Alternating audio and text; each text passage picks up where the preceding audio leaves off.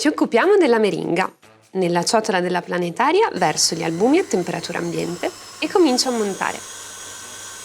Quando gli albumi avranno incorporato aria diventando bianchi in questo modo, posso cominciare ad aggiungere poco per volta lo zucchero semolato. Raggiunta questa consistenza, unisco succo di limone, estratto di vaniglia,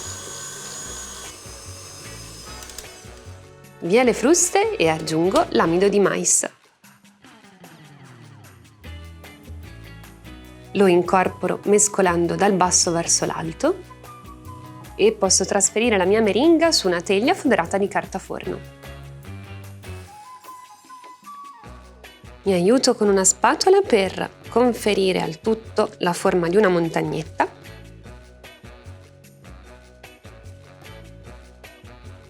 Vado a creare un foro al centro.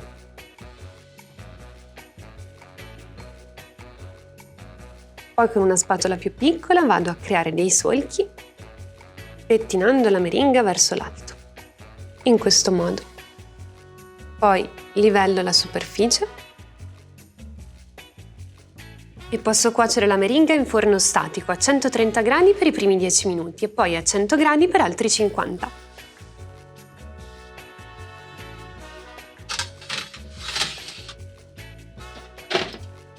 Terminata la cottura, mi raccomando, lascia riposare la meringa nel forno spento per circa 2 ore.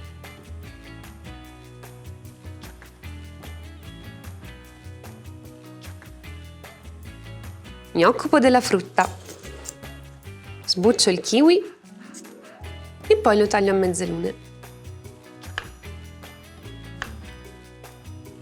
Poi taglio le fragole in quarti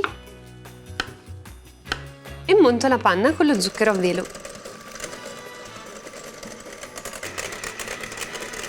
E posso comporre la pavlova.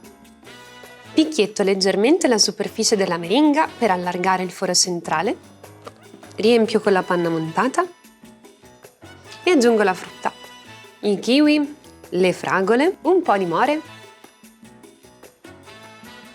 lamponi,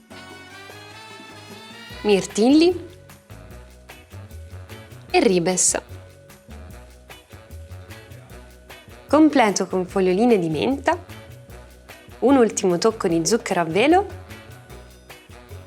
e la pavlova è pronta.